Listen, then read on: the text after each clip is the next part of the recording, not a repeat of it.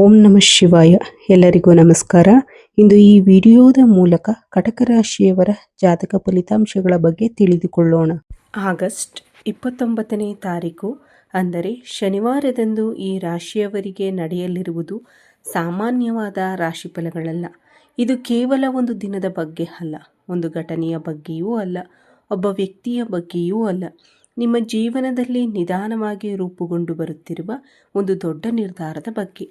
ಬಹಳಷ್ಟು ಈ ರಾಶಿಯವರು ಪ್ರಸ್ತುತ ತಮ್ಮ ಜೀವನದಲ್ಲಿ ಯಾವುದೋ ಒಂದು ಅವಕಾಶಕ್ಕಾಗಿ, ಯಾವುದೋ ಒಂದು ಉತ್ತರಕ್ಕಾಗಿ ಕಾಯುತ್ತಿದ್ದಾರೆ. ಕೆಲವರು ಸಂಬಂಧಗಳ ವಿಚಾರದಲ್ಲಿ, ಇನ್ನು ಕೆಲವರು ಆರ್ಥಿಕ ವಿಚಾರಗಳಲ್ಲಿ, ಮತ್ತಷ್ಟು ಜನರು ತಮ್ಮ ಗೌರವ, ಸ್ಥಾನಮಾನ ಮತ್ತು ಗುರುತಿಗಾಗಿ ಕಾಯುತ್ತಿದ್ದಾರೆ. ಆದರೆ ಈ ವಿಡಿಯೋದಲ್ಲಿರುವ ಅತ್ಯಂತ ಮುಖ್ಯವಾದ ವಿಷಯ ಏನೆಂದರೆ, ನೀವು ಕಾಯುತ್ತಿರುವ ಉತ್ತರ ಇನ್ನೂ ರೂಪುಗೊಳ್ಳುತ್ತಿರುವ ಹಂತದಲ್ಲಿರಬಹುದು, ಅಥವಾ ಆ ಉತ್ತರ ಯಾವಾಗಲಾದರೂ ರೂಪುಗೊಳ್ಳಬಹುದು. ಆದರೆ ಆ ನಿರ್ಧಾರ ಈಗಾಗಲೇ ತೆಗೆದುಕೊಳ್ಳಲಾಗಿದೆ. ಈಗ ನಿಮ್ಮ ಜೀವನದಲ್ಲಿ ಕಾಣಿಸಿಕೊಳ್ಳಲಿರುವ ಆ ನಿರ್ಧಾರಕ್ಕೆ ಸಂಬಂಧಿಸಿದ ಸಂಕೇತಗಳು ಮಾತ್ರ. ಈ ವಿಡಿಯೋವನ್ನು ಆರಂಭಿಸುವ ಮೊದಲು ನಮ್ಮ ಚಾನಲನ್ನು ಯಾರಾದರೂ ಈ ರಾಶಿಯವರು ಹೊಸದಾಗಿ ನೋಡುತ್ತಿದ್ದರೆ ದಯವಿಟ್ಟು ಸಬ್ಸ್ಕ್ರೈಬ್ ಮಾಡಿಕೊಳ್ಳಿ. ಈ ವಿಡಿಯೋ ನಿಮಗೆ ಇಷ್ಟವಾದರೆ ಓಂ ಶ್ರೀ ಮಾತೆಯೇ ನಮಃ ಎಂದು ಕಾಮೆಂಟ್ ಮಾಡಿ, ಲೈಕ್ ಮಾಡಿ, ನಮಗೆ ಸಪೋರ್ಟ್ ಮಾಡೋದನ್ನು ಮರೆಯಬೇಡಿ. ಕರ್ಕಾಟಕ ರಾಶಿಯು ಜ್ಯೋತಿಷ್ಯದಲ್ಲಿ 4ನೇ ರಾಶಿ ಚಕ್ರ ಚಿಹ್ನೆಯಾಗಿದೆ. ಇದರ ಆಕಾಶ ಮಂಟಪವು ಏಡಿಯ ಆಕಾರದಲ್ಲಿದೆ. ಪುನರ್ವಸು ನಕ್ಷತ್ರದ ಕೊನೆಯ ಪಾದ, ಪುಷ್ಯ ಮತ್ತು ಆಶ್ಲೇಷ ನಕ್ಷತ್ರಗಳ ಎಲ್ಲ 4 ಪಾದಗಳು ಈ ರಾಶಿಯಲ್ಲಿವೆ. ಈ ರಾಶಿಯ ಅಧಿಪತಿ ಮನಸ್ಸು ಮತ್ತು ತಾಯಿಯ ಕಾರಕನಾದ ಚಂದ್ರ. ಇದು ಜಲ ಅಂಶದ ಸಂಕೇತವಾಗಿದೆ. ಭಾವನಾತ್ಮಕತೆ, ಕರುಣೆ, ಕಲ್ಪನಾ ಶಕ್ತಿ, ಕುಟುಂಬ, ಪ್ರೀತಿ ಮತ್ತು ರಕ್ಷಣಾತ್ಮಕ ಮನೋಭಾವ ಈ ರಾಶಿಯ ವಿಶೇಷ ಲಕ್ಷಣಗಳಾಗಿವೆ. ಹಾಗೆಯೇ ಈ ವಿಡಿಯೋವನ್ನು ಕೊನೆಯವರೆಗೂ ನೋಡಿ, ಏಕೆಂದರೆ ಆರಂಭದಲ್ಲಿ ಹೇಳುವ ಸಂಕೇತವು ಕೊನೆಯಲ್ಲಿ ಹೇಳುವ ನಿರ್ಧಾರದೊಂದಿಗೆ ಸಂಪರ್ಕ ಹೊಂದುತ್ತದೆ. ಮಧ್ಯದಲ್ಲಿ ಬರುವ ಪ್ರತಿಯೊಂದು ಅವಕಾಶವೂ ಒಂದಕ್ಕೊಂದು ಸಂಬಂಧ ಹೊಂದಿರುತ್ತದೆ. ಈ ರಾಶಿಯವರು ಒಂದು ನ್ಯಾಯಾಲಯದಲ್ಲಿ ತೀರ್ಪು ನೀಡುವ ಮೊದಲು ಸಾಕ್ಷ್ಯಾಧಾರಗಳನ್ನು ಪರಿಶೀಲಿಸಲಾಗುತ್ತದೆ. ಒಬ್ಬ ವ್ಯಾಪಾರಿ ವಸ್ತುವಿನ ಗುಣಮಟ್ಟ ಮತ್ತು ಮೌಲ್ಯವನ್ನು ನಿರ್ಧರಿಸುವ ಮೊದಲು ಅದನ್ನು ತೂಕ ಮಾಡುತ್ತಾನೆ. ಅದೇ ರೀತಿಯಲ್ಲಿ ಕೆಲವು ಸಂದರ್ಭಗಳಲ್ಲಿ ವ್ಯಕ್ತಿಗಳ ಜೀವನದಲ್ಲಿಯೂ ಕೆಲವು ವಿಶ್ವಾಸ ಮತ್ತು ಮೌಲ್ಯಗಳನ್ನ ತೂಗಲಾಗುತ್ತದೆ. ನಾಳೆಯ ದಿನ ಈ ರಾಶಿಯವರಿಗೆ ಕಾಣಿಸಿಕೊಳ್ಳಲಿರುವ ಪ್ರಮುಖ ಶಕ್ತಿ ಇದೆ. ಈ ಹಂತದಲ್ಲಿ ಗುರು ಗ್ರಹವು ನಿಮ್ಮ ರಾಶಿಯ ಶಕ್ತಿಯೊಳಗಿನಿಂದ ನಿಮ್ಮನ್ನು ಎಚ್ಚರಗೊಳಿಸುತ್ತದೆ. ಬಹಳಷ್ಟು ಜನರು ಶುಕ್ರ ಗ್ರಹವನ್ನು ಪ್ರೀತಿ, ಸೌಂದರ್ಯ ಮತ್ತು ಸೌಕರ್ಯಗಳ ಅರ್ಥದಲ್ಲಿ ಮಾತ್ರ ನೋಡುತ್ತಾರೆ. ಆದರೆ ಶುಕ್ರನು ಮೌಲ್ಯಕ್ಕೆ ಅಧಿಪತಿ. ನಿಮ್ಮ ಮೌಲ್ಯ ಏನು, ನಿಮ್ಮ ಸ್ಥಾನಕ್ಕೆ ಎಷ್ಟು ತೂಕವಿದೆ, ನೀವು ಎಲ್ಲಿ ನಿಲ್ಲುತ್ತೀರಿ ಎಂಬುದನ್ನು ನಿರ್ಧರಿಸುವ ಶಕ್ತಿಯು ಶುಕ್ರನಲ್ಲಿದೆ. ಆದ್ದರಿಂದ ಈಗ ನಿಮ್ಮ ಜೀವನದಲ್ಲಿ ಕೆಲವು ಘಟನೆಗಳು ನಡೆಯುತ್ತಿರುವಂತೆ ಕಾಣಿಸಿದರೂ ಅದರ ಹಿಂದೆ ನಡೆಯುತ್ತಿರುವ ನಿಜವಾದ ಪ್ರಕ್ರಿಯೆ ನಿಮ್ಮ ಮೌಲ್ಯವನ್ನು ಮತ್ತೆ ನಿರ್ಧರಿಸುವ ಪ್ರಕ್ರಿಯೆಯಾಗಿದೆ. ಕಳೆದ ಕೆಲವು ಸಮಯದಿಂದ ನೀವು ಗಮನಿಸಿರುವ ಒಂದು ವಿಷಯ ಇದೆ. ಕೆಲವರು ನಿಮ್ಮ ಜೀವನದಿಂದ ದೂರವಾಗಿದ್ದಾರೆ, ಕೆಲವರು ಮೌನವಾಗಿದ್ದಾರೆ, ಇನ್ನು ಕೆಲವರು ನಿಮ್ಮ ಬಗ್ಗೆ ಮಾತನಾಡುವುದನ್ನು ಕಡಿಮೆ ಮಾಡಿದ್ದಾರೆ ಮತ್ತು ಕೆಲವರು ಏಕಾಏಕಿ ನಿಮ್ಮ ಮೇಲೆ ಕೋಪವನ್ನು ತೋರಿಸಲು ಆರಂಭಿಸಿದ್ದಾರೆ. ಈ ಬದಲಾವಣೆಗಳು ನಿಮಗಾಗಿ ವಿಚಿತ್ರವಾಗಿ ಕಾಣಿಸಬಹುದು, ಆದರೆ ಗ್ರಹಗಳ ದೃಷ್ಟಿಯಲ್ಲಿ ಇದು ಮುಂದೆ ನಡೆಯಲಿರುವ ಒಂದು ದೊಡ್ಡ ಬದಲಾವಣೆಗೆ ಸಂಬಂಧಿಸಿದ ಕ್ರಮಬದ್ಧವಾದ ವ್ಯವಸ್ಥೆಯಾಗಿದೆ. ಈ ಸಮಯದಲ್ಲಿ ಶನಿ ಗ್ರಹವು ಒಂದು ಪ್ರಮುಖ ಪಾತ್ರವನ್ನು ವಹಿಸುತ್ತಿದೆ. ಶನಿ ವೇಗವಾಗಿ ಫಲಿತಾಂಶಗಳನ್ನು ನೀಡುವುದಿಲ್ಲ. ಶನಿ ಮೌನವಾಗಿ ಕೆಲಸ ಮಾಡುತ್ತಾನೆ. ಶನಿ ಯಾವುದೇ ಘೋಷಣೆ ಮಾಡುವುದಿಲ್ಲ, ಆದರೆ ಶನಿ ನಿರ್ಧಾರ ಮಾಡಿದಾಗ ಅದರ ಪರಿಣಾಮ ಖಂಡಿತವಾಗಿಯೂ ಕಾಣಿಸುತ್ತದೆ. ಒಂದು ದೊಡ್ಡ ಕಟ್ಟಡವನ್ನು ನಿರ್ಮಿಸುವ ಮೊದಲು ಅದರ ಅಡಿಪಾಯವನ್ನು ಹೇಗೆ ಹಾಕುತ್ತಾರೋ ಅದೇ ರೀತಿಯಲ್ಲಿ ಶನಿ ನಿಮ್ಮ ಜೀವನದಲ್ಲಿ ಹೊಸ ನಿರ್ಧಾರಕ್ಕೆ ಅಡಿಪಾಯ ಹಾಕುತ್ತಿದ್ದಾನೆ.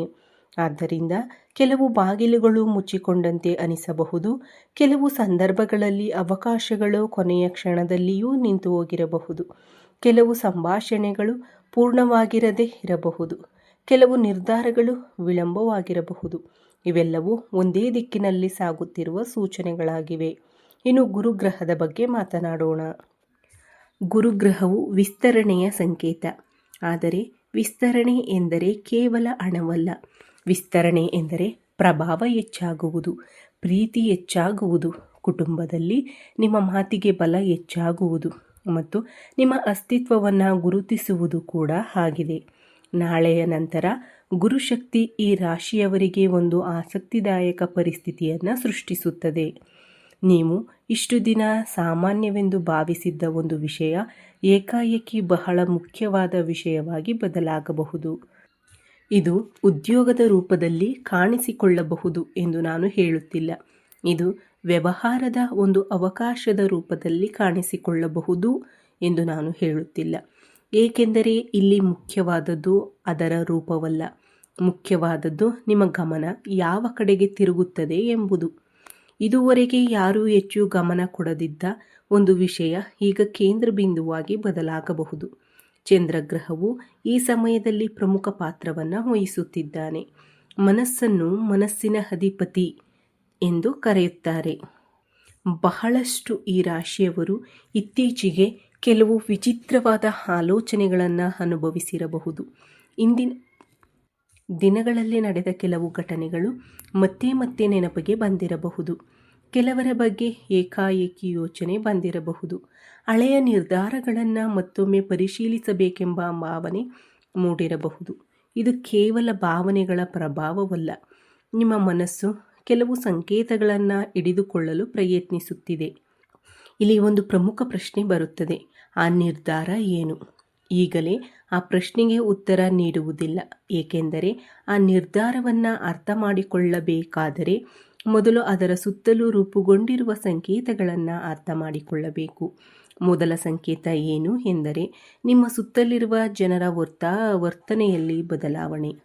ಕೆಲವರು ನಿಮ್ಮನ್ನು ಹೊಸ ದೃಷ್ಟಿಕೋನದಿಂದ ನೋಡಲು ಪ್ರಾರಂಭಿಸುತ್ತಾರೆ.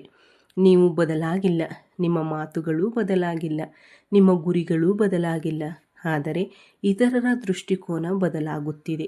ಈ ಬದಲಾವಣೆ ಏಕೆ ಬರುತ್ತಿದೆ? ಏಕೆಂದರೆ ಶುಕ್ರನು ನಿಮ್ಮ ಮೌಲ್ಯವನ್ನು ಬೆಳಕಿಗೆ ತರುತ್ತಿದ್ದಾನೆ. ಇಷ್ಟು ದಿನ ನೆರಳಿನಲ್ಲಿ ಇದ್ದದ್ದು ಬೆಳಕಿಗೆ ಬಂದಾಗ ಅದನ್ನು ನೋಡುವವರ ಪ್ರತಿಕ್ರಿಯೆಯೂ ಬದಲಾಗುತ್ತದೆ. ಎರಡನೇ ಸಂಕೇತ ಏನು ಎಂದರೆ ಇಷ್ಟು ದಿನ ನಿಂತು ಹೋಗಿದ್ದ ಒಂದು ವಿಷಯ ಮತ್ತೆ ಚಲಿಸಲು ಪ್ರಾರಂಭಿಸುವುದು. ಇದು ಒಂದು ಅವಕಾಶವಾಗಿರಬಹುದು ಎಂದು ಖಚಿತವಾಗಿ ಹೇಳಲು ಸಾಧ್ಯವಿಲ್ಲ, ಆದರೆ ನಿಂತು ಹೋಗಿದ್ದ ಶಕ್ತಿ ಮತ್ತೆ ಹರಿಯಲು ಪ್ರಾರಂಭಿಸುತ್ತದೆ. ನೀವು ಗಮನಿಸಬೇಕಾದ ಮೊದಲ ಬದಲಾವಣೆ ಚಲನೆ. ಆ ಚಲನೆ ತುಂಬ ದೊಡ್ಡದಾಗಿರಬೇಕೆಂದಿಲ್ಲ. ಸಣ್ಣ ಮಟ್ಟದಲ್ಲಿ ಬದಲಾವಣೆ ಕಾಣಿಸಿಕೊಳ್ಳಬಹುದು, ಆದರೆ ಅದು ಕ್ರಮೇಣ ಮುಂದಕ್ಕೆ ಸಾಗುತ್ತಿರುವುದು ನಿಮಗೆ ಕಾಣಿಸುತ್ತದೆ. ಮೂರನೇ ಸಂಕೇತವು ಯಥಾಚಿತ್ತವಾಗಿ ಕಾಣಿಸಿದರೂ ಗಮನಿಸಬೇಕಾದದ್ದು. ಒಂದು ಕನಸು, ಒಬ್ಬ ವ್ಯಕ್ತಿಯ ಹೆಸರು ಪದೇ ಪದೇ ಕೇಳಿಸಿಕೊಳ್ಳುವುದು, ಒಂದು ಹಳೆಯ ನೆನಪು ಮತ್ತೆ ಬರುವುದು, ಒಂದೇ ವಿಷಯ ಮತ್ತೆ ಮತ್ತೆ ನಿಮ್ಮ ಮುಂದೆ ಎದುರಾಗುವುದು.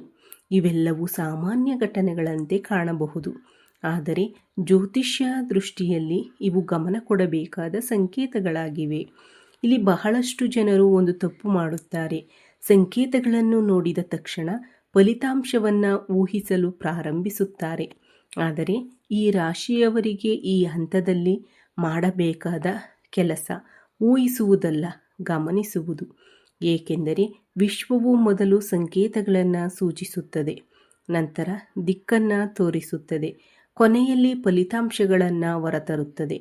ಈ ರಾಶಿಯವರಿಗೆ ಪ್ರಸ್ತುತ ಅತ್ಯಂತ ಆಸಕ್ತಿದಾಯಕ ವಿಷಯ ಏನೆಂದರೆ ಹೊರಗಿನ ಜಗತ್ತಿನಲ್ಲಿ ಕಾಣುವ ಬದಲಾವಣೆಗಿಂತ ಒಳಗೆ ನಡೆಯುತ್ತಿರುವ ಬದಲಾವಣೆ ಬಹಳ ದೊಡ್ಡದಾಗಿದೆ.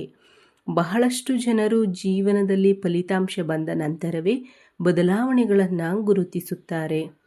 ಆದರೆ ಜ್ಯೋತಿಷ್ಯದ ನಿಜವಾದ ಅಧ್ಯಾಯ ಫಲಿತಾಂಶ ಕಾಣಿಸಿಕೊಳ್ಳುವ ಮೊದಲೇ ಆರಂಭವಾಗುತ್ತದೆ. ಈ ಸಮಯದಲ್ಲಿ ಶುಕ್ರನು ನಿಮ್ಮ ಜೀವನದಲ್ಲಿ ಮೌಲ್ಯವನ್ನು ಪುನರ್ ನಿರ್ಧರಿಸುವ ಪ್ರಕ್ರಿಯೆಯನ್ನು ನಡೆಸುತ್ತಿದ್ದಾನೆ. ಒಂದು ಪ್ರಶ್ನೆಯನ್ನು ನೀವು ನಿಮ್ಮಲ್ಲೇ ಕೇಳಿಕೊಳ್ಳಿ. ಕಳೆದ ಕೆಲವು ಸಮಯದಿಂದ ನೀವು ಯಾರಿಗೆ ಎಷ್ಟು ಸಮಯ ನೀಡುತ್ತಿದ್ದೀರಿ? ಯಾರಿಗೆ ಎಷ್ಟು ಪ್ರಾಮುಖ್ಯತೆ ನೀಡುತ್ತಿದ್ದೀರಿ? ಯಾವ ವಿಷಯಕ್ಕೆ ಎಷ್ಟು ಶಕ್ತಿಯನ್ನು ಬಳಸುತ್ತಿದ್ದೀರಿ? ಈ ಪ್ರಶ್ನೆಗಳಿಗೆ ನಿಮ್ಮ ಉತ್ತರವೇ ಈಗ ವಿಶ್ವವು ಪರಿಶೀಲಿಸುತ್ತಿರುವ ಪ್ರಮುಖ ಅಂಶಗಳು. ಶುಕ್ರನು ಕೇವಲ ಪ್ರೀತಿಯನ್ನು ಸೂಚಿಸುವುದಿಲ್ಲ, ಶುಕ್ರನು ಆಯ್ಕೆಯನ್ನು ತೋರಿಸುತ್ತಾನೆ. ನೀವು ಯಾರನ್ನು ಆಯ್ಕೆ ಮಾಡುತ್ತಿದ್ದೀರಿ, ಯಾವುದನ್ನು ಮೌಲ್ಯಯುತವೆಂದು ಭಾವಿಸುತ್ತಿದ್ದೀರಿ, ನೀವು ಎಲ್ಲಿ ನಿಲ್ಲಲು ನಿರ್ಧರಿಸುತ್ತಿದ್ದೀರಿ, ಈ ಎಲ್ಲ ವಿಷಯಗಳ ಮೇಲೂ ಶುಕ್ರನ ಪ್ರಭಾವವಿದೆ. ಆದ್ದರಿಂದ ಈಗ ನಿಮ್ಮ ಜೀವನದಲ್ಲಿರುವ ಕೆಲವರು ನಿಧಾನವಾಗಿ ತಮ್ಮ ನಿಜವಾದ ಸ್ವಭಾವವನ್ನು ಹೊರಗೆ ತೋರಿಸುತ್ತಿದ್ದಾರೆ. ಇಷ್ಟು ದಿನ ಒಂದೇ ರೀತಿಯಲ್ಲಿ ಕಾಣಿಸಿಕೊಂಡಿದ್ದವರು ಈಗ ಬೇರೆ ರೀತಿಯಲ್ಲಿ ಕಾಣಿಸಿಕೊಳ್ಳಬಹುದು. ಇಷ್ಟು ದಿನ ನಿಮಗೆ ಹತ್ತಿರವಾಗಿದ್ದವರು ಈಗ ದೂರವಾಗುತ್ತಿರುವಂತೆ ಅನಿಸಬಹುದು. ಮತ್ತೊಂದೆಡೆ ಕೆಲವರು ಏಕಾಏಕಿ ನಿಮಗೆ ಹತ್ತಿರವಾಗಬಹುದು. ಇದು ಕೇವಲ ವ್ಯಕ್ತಿಗಳ ಬದಲಾವಣೆಯಲ್ಲ, ಇದು ನಿಮ್ಮ ದೃಷ್ಟಿಕೋನದಲ್ಲಿ ಆಗುತ್ತಿರುವ ಬದಲಾವಣೆ. ಶುಕ್ರನು ಒಂದು ಬೆಳಕಿನಂತೆ ಕೆಲಸ ಮಾಡುತ್ತಿದ್ದಾನೆ. ಆ ಬೆಳಕು ಎಲ್ಲಿ ಬೀಳುತ್ತದೆಯೋ ಅಲ್ಲಿ ನಿಜವಾದ ಸ್ವರೂಪ ಹೊರಗೆ ಬರುತ್ತದೆ. ಈಗ ಶನಿ ಗ್ರಹದ ಕಡೆಗೆ ಗಮನ ಹರಿಸೋಣ. ಶನಿಯ ಬಗ್ಗೆ ಬಹಳಷ್ಟು ಜನರಿಗೆ ಒಂದು ತಪ್ಪು ಕಲ್ಪನೆ ಇದೆ. ಶನಿ ಎಂದರೆ ಕಷ್ಟಗಳು ಮಾತ್ರ ಎಂದು ಕೆಲವರು ಭಾವಿಸುತ್ತಾರೆ. ಆದರೆ ಶನಿಯ ನಿಜವಾದ ಸ್ವಭಾವ ಶಿಸ್ತು. ಶನಿ ಒಬ್ಬ ಗುರು. ಆತ ಪ್ರಶ್ನೆ ಕೇಳುತ್ತಾನೆ, ಆ ಪ್ರಶ್ನೆಗೆ ಉತ್ತರವನ್ನು ನಿಮ್ಮಿಂದಲೇ ಕೊಡಿಸುತ್ತಾನೆ. ಈ ಸಮಯದಲ್ಲಿ ಶನಿ ಈ ರಾಶಿಯವರಿಗೆ ಕೇಳುತ್ತಿರುವ ಪ್ರಶ್ನೆ ಬಹಳ ವಿಶೇಷವಾದದ್ದು. ನಿಮ್ಮ ಜೀವನದಲ್ಲಿ ನಿಜವಾಗಿಯೂ ಮುಖ್ಯವಾದದ್ದು ಯಾವುದು? ಈ ಪ್ರಶ್ನೆಗೆ ನೀವು ಮಾತುಗಳಿಂದ ಉತ್ತರಿಸುವುದಿಲ್ಲ, ನಿಮ್ಮ ಕಾರ್ಯಗಳಿಂದ ಉತ್ತರವನ್ನು ಕೊಡಲಿದ್ದೀರಿ. ಪ್ರತಿದಿನ ನೀವು ಎಲ್ಲಿದ್ದೀರಿ, ಯಾರೊಂದಿಗೆ ಮಾತನಾಡುತ್ತಿದ್ದೀರಿ, ಯಾವ ಗುರಿಗಾಗಿ ಪ್ರಯತ್ನಿಸುತ್ತಿದ್ದೀರಿ, ಯಾವ ವಿಷಯವನ್ನು ಬಿಟ್ಟು ಬಿಡುತ್ತಿದ್ದೀರಿ, ಇವೆಲ್ಲವೂ ಶನಿಗೆ ನಿಮ್ಮ ಉತ್ತರಗಳಾಗಿವೆ. ಶನಿ ಈಗ ನಿಮ್ಮ ಜೀವನದಲ್ಲಿ ಕೆಲವು ಪರೀಕ್ಷೆಗಳನ್ನು ಸೃಷ್ಟಿಸುತ್ತಿದ್ದಾನೆ. ಆದರೆ ಇವು ಇಂದಿನ ರೀತಿಯ ಪರೀಕ್ಷೆಗಳಲ್ಲ. ಇವು ಕೇವಲ ತಾಳ್ಮೆಯ ಪರೀಕ್ಷೆಗಳೂ ಅಲ್ಲ, ಇವು ಸ್ಪಷ್ಟತೆಯ ಪರೀಕ್ಷೆಗಳು. ಯಾರನ್ನು ನಂಬಬೇಕು, ಎಲ್ಲಿ ನಿಲ್ಲಬೇಕು, ಎಲ್ಲಿ ಮುಂದೆ ಹೋಗಬೇಕು, ಯಾರೊಂದಿಗೆ ಮುಂದುವರಿಯಬೇಕು, ಯಾರನ್ನು ಹಿಂದೆ ಬಿಟ್ಟು ಬಿಡಬೇಕು, ಈ ಎಲ್ಲ ಪ್ರಶ್ನೆಗಳು ಈಗ ಒಂದೇ ದಿಕ್ಕಿನಲ್ಲಿ ಸಾಗುತ್ತಿವೆ. ಇನ್ನು ಗುರುಗ್ರಹದ ಬಗ್ಗೆ ಮಾತನಾಡೋಣ. ಗುರು ಈ ಸಮಯದಲ್ಲಿ ಕೇವಲ ವಿಸ್ತರಣೆಯನ್ನು ನೀಡುತ್ತಿಲ್ಲ, ನಿಮ್ಮ ದೃಷ್ಟಿಕೋನವನ್ನೇ ವಿಸ್ತರಿಸುತ್ತಿದ್ದಾನೆ. ಹಿಂದೆ ನೀವು ಒಂದು ಪರಿಸ್ಥಿತಿಯನ್ನು ಒಂದು ದೃಷ್ಟಿಕೋನದಲ್ಲಿ ನೋಡಿದ್ದೀರಿ. ಈಗ ಅದೇ ಪರಿಸ್ಥಿತಿಯನ್ನು ಮತ್ತೊಂದು ದೃಷ್ಟಿಕೋನದಲ್ಲೂ ನೋಡಬಹುದು. ಹಿಂದೆ ಒಬ್ಬ ವ್ಯಕ್ತಿಯ ಬಗ್ಗೆ ನಿಮ್ಮ ಅಭಿಪ್ರಾಯ ಒಂದು ರೀತಿಯದ್ದಾಗಿತ್ತು. ಈಗ ಆ ಅಭಿಪ್ರಾಯ ಬದಲಾಗಬಹುದು. ಹಿಂದೆ ಒಂದು ಅವಕಾಶವನ್ನು ಸಾಮಾನ್ಯವೆಂದು ಭಾವಿಸಿದ್ದೀರಿ. ಈಗ ಅದರ ಹಿಂದೆ ಅಡಗಿರುವ ಮೌಲ್ಯ ನಿಮಗೆ ಕಾಣಿಸಬಹುದು. ಇದು ಕೇವಲ ಗುರುವಿನ ಪ್ರಭಾವವಲ್ಲ. ಗುರು ನಿಮ್ಮ ಮುಂದೆ ಹೊಸ ಮಾಹಿತಿಯನ್ನು ತರುವುದಕ್ಕಿಂತ ಈಗಾಗಲೇ ನಿಮ್ಮ ಬಳಿ ಇರುವ ಮಾಹಿತಿಯನ್ನು ಹೊಸ ದೃಷ್ಟಿಕೋನದಿಂದ ನೋಡುವಂತೆ ಮಾಡುತ್ತಿದ್ದಾನೆ. ಆದ್ದರಿಂದ ಈ ರಾಶಿಯವರಿಗೆ ನಾಳೆಯ ನಂತರ ಒಂದು ವಿಚಿತ್ರವಾದ ಅನುಭವವಾಗಬಹುದು. ಇಷ್ಟು ದಿನ ಇದು ನನ್ನ ಮುಂದೆಯೇ ಇತ್ತು, ಆದರೆ ನಾನು ಇದನ್ನು ಏಕೆ ಗಮನಿಸಲಿಲ್ಲ ಎಂಬ ಭಾವನೆ ಬರಬಹುದು. ಆ ಭಾವನೆಯನ್ನು ನಿರ್ಲಕ್ಷಿಸಬೇಡಿ, ಏಕೆಂದರೆ ಅದೇ ಒಂದು ಗ್ರಹದ ಸಂಕೇತವಾಗಿರಬಹುದು. ಈಗ ಬುಧ ಗ್ರಹದ ಕಡೆಗೆ ಬರೋಣ. ಬುಧನು ಮಾಹಿತಿಯ ಅಧಿಪತಿ, ಸಂವಹನದ ಅಧಿಪತಿ, ಸಂದೇಹಗಳಿಗೂ ಅಧಿಪತಿ. ಈ ಸಮಯದಲ್ಲಿ ಬುಧನು ಬಹಳ ಮೌನವಾಗಿ ಕೆಲಸ ಮಾಡುತ್ತಿದ್ದಾನೆ. ಒಂದು ಮಾಹಿತಿ ನಿಮ್ಮ ಬಳಿಗೆ ತಲುಪಬಹುದು, ಒಂದು ಮಾತು ನಿಮ್ಮ ಕಿವಿಗೆ ಬೀಳಬಹುದು.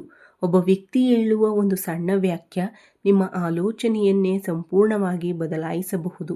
ಅದು ದೊಡ್ಡ ಘೋಷಣೆಯಾಗಿರಬೇಕೆಂದಿಲ್ಲ, ಅದು ಸುದ್ದಿಯಲ್ಲಿ ಬರುವಂತಹ ದೊಡ್ಡ ವಿಷಯವೂ ಆಗಿರಬೇಕೆಂದಿಲ್ಲ, ಆದರೆ ನಿಮ್ಮ ಜೀವನದಲ್ಲಿ ಹೊಸ ದಿಕ್ಕನ್ನು ಆರಂಭಿಸುವಂತಹ ಮಾಹಿತಿಯಾಗಿರಬಹುದು. ಇಲ್ಲಿ ಬಹಳಷ್ಟು ಜನರು ಗಮನಿಸದೆ ಹೋಗುವ ಒಂದು ವಿಷಯವಿದೆ.